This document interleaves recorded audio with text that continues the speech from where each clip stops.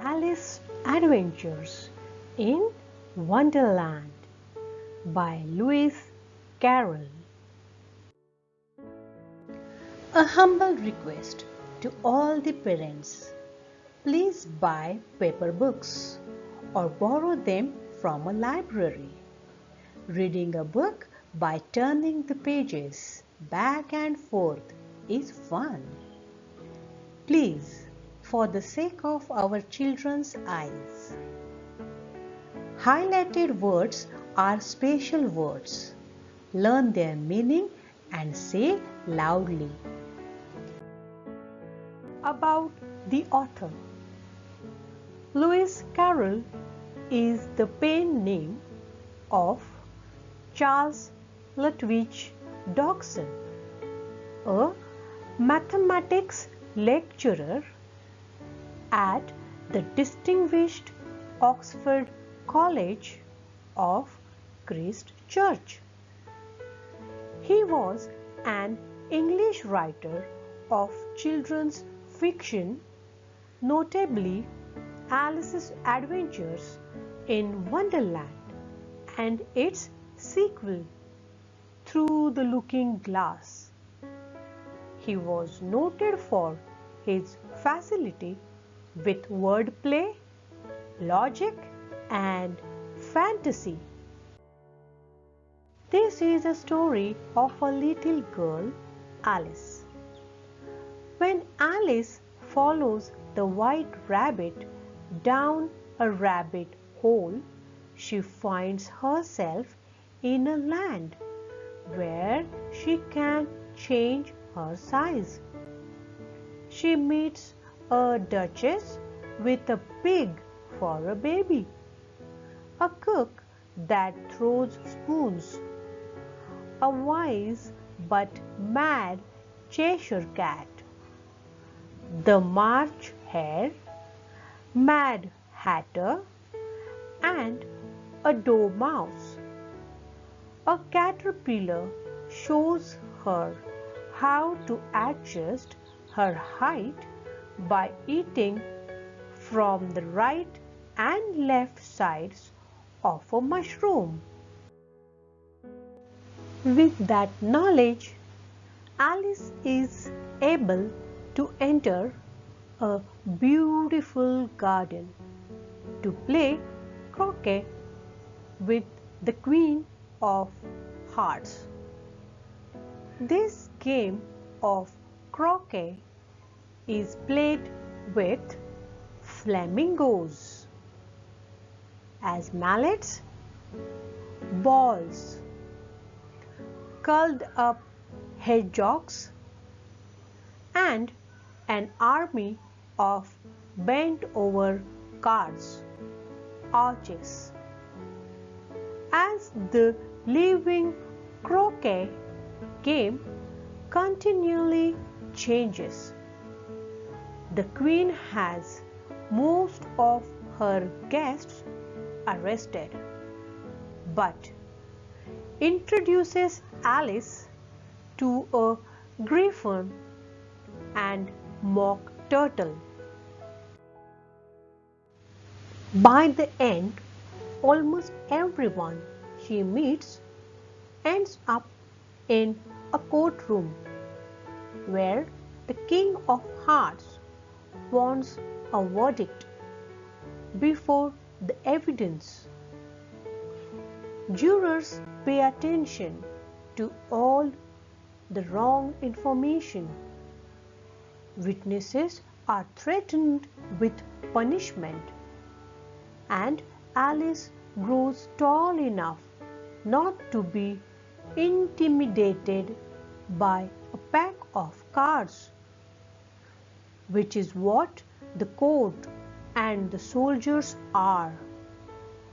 Suddenly, Alice wakes up and realizes that her entire adventure was an amazing dream. Chapter 1. Down the Rabbit Hole. Alice was beginning to get very tired of sitting by her sister on the bank and of having nothing to do. Once or twice she had peeped into the book her sister was reading, but it had no pictures or conversations in it. And what is the use of a book, thought Alice, without pictures or conversations?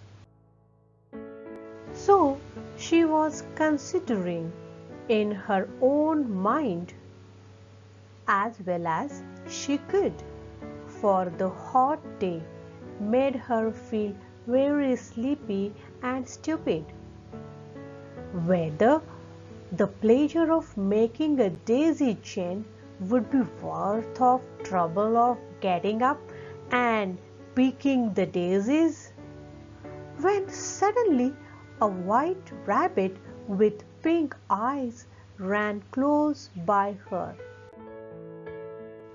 There was nothing so very remarkable in that, nor did Alice think it so very much out of the way to hear the rabbit say to itself, oh dear, I shall be late." When she thought it over afterwards, it occurred to her that she ought to have wondered at this, but at the time it all seemed quite natural. But when the rabbit actually took a watch out of its waistcoat pocket and looked at it and then hurried on, Alice started to her feet, for it flashed across her mind that she had never before seen a rabbit with either a waistcoat pocket or a watch to take out of it, and burning with curiosity, she ran across the field after it, and fortunately was just in time to see it pop down a large rabbit hole under the hedge. In another moment down went Alice after it, never once considering how in the world she was to get out again. The rabbit hole went straight on, like a tunnel for some way, and then dipped suddenly down, so suddenly that Alice had not a moment to think about stopping herself before she found herself falling down a very deep well. Either the well was very deep or she fell very slowly, for she had plenty of time as she went down to look about her and to wonder what was going to happen next. First, she tried to look down and make out what she was coming to, but it was too dark to see anything. Then she looked at the sides of the well and noticed that they were filled with cupboards and bookshelves. Here and there she saw maps and pictures hung upon pegs. She took down a jar from one of the shelves as she passed. It was labeled orange marmalade, but to her great disappointment it was empty. She did not like to drop the jar for fear of killing somebody, so managed to put it into one of the cupboards as she fell past it. Well, thought Alice to herself, after such a fall as this, I shall think nothing of tumbling downstairs. How brave they'll all think me at home. Why, I wouldn't say anything about it, even if I fell off the top of the house. Which was very likely true. Down, down, down. Would the fall never come to an end? I wonder how many miles I have fallen by this time, she said aloud. I must be getting somewhere near the center of the earth. Let me see. That would be 4,000 miles down, I think.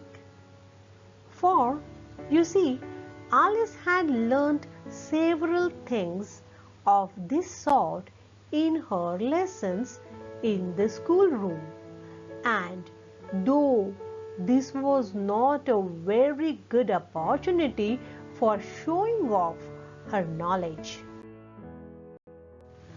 as there was no one to listen to her, still it was good practice to say it over.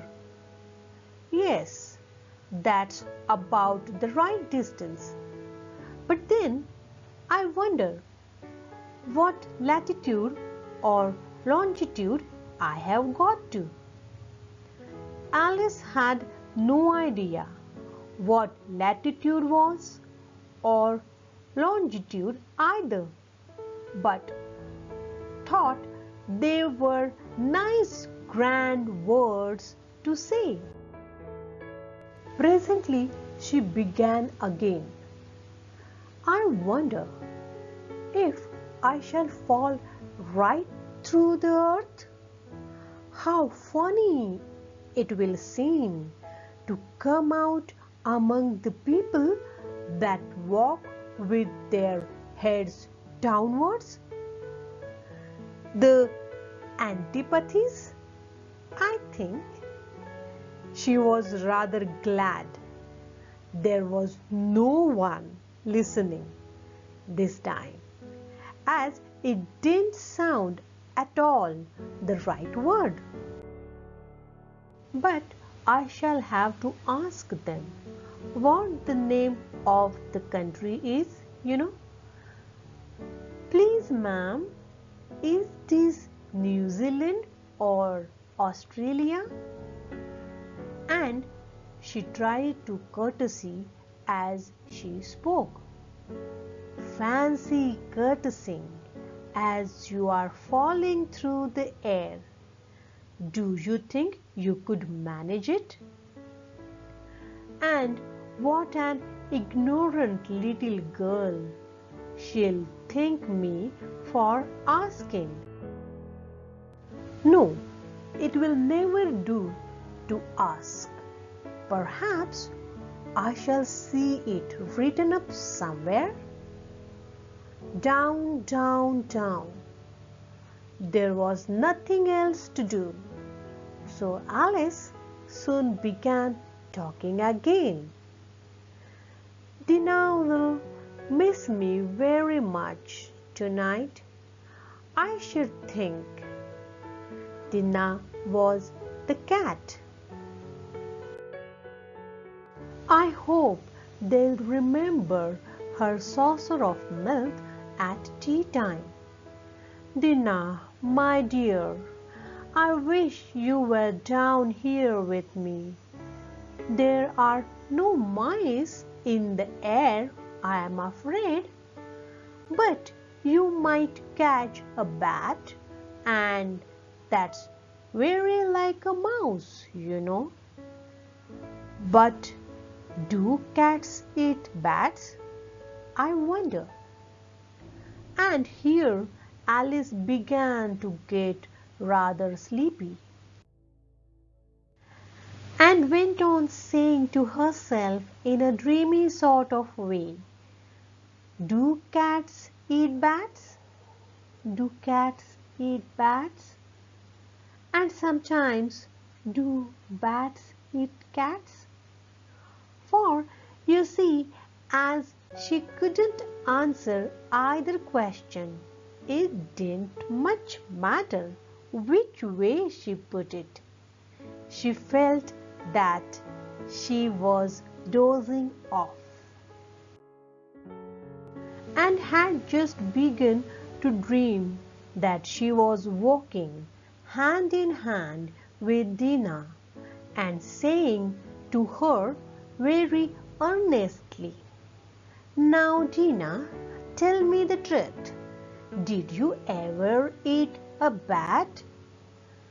When suddenly, thump, thump, down she came upon a heap of sticks and dry leaves, and the fall was over. Alice was not a bit hurt, and she jumped up on her feet in a moment. She looked up, but it was all dark overhead. Before her was another long passage, and the white rabbit was still inside, hurrying down it.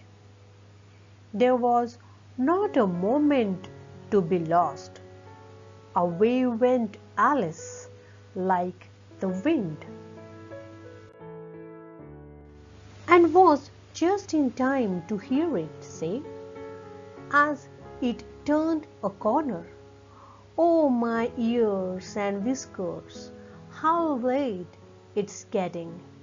She was close behind it when she turned the corner, but the rabbit was no longer to be seen.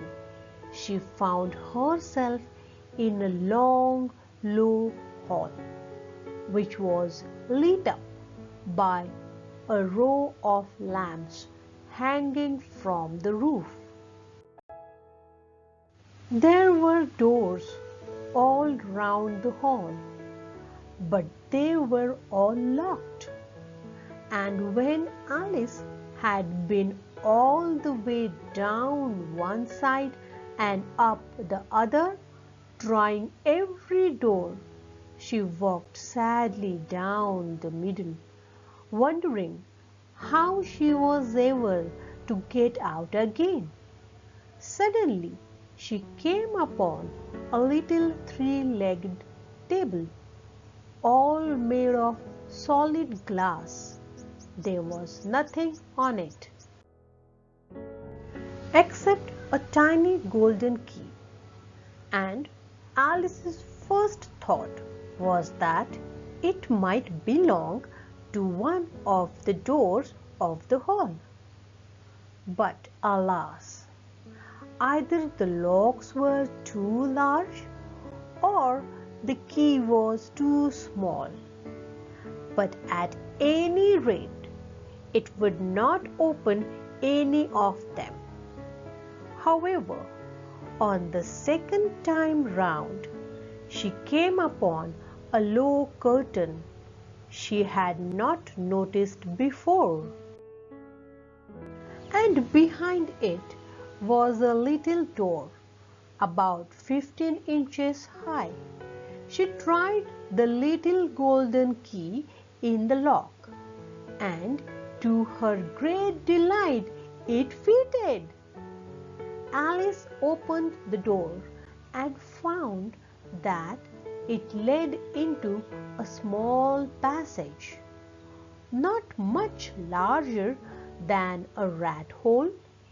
She knelt down and looked along the passage into the loveliest garden you ever saw. This is the end of the chapter 1, Down the Rabbit Hole, part 1. See you soon with the next part.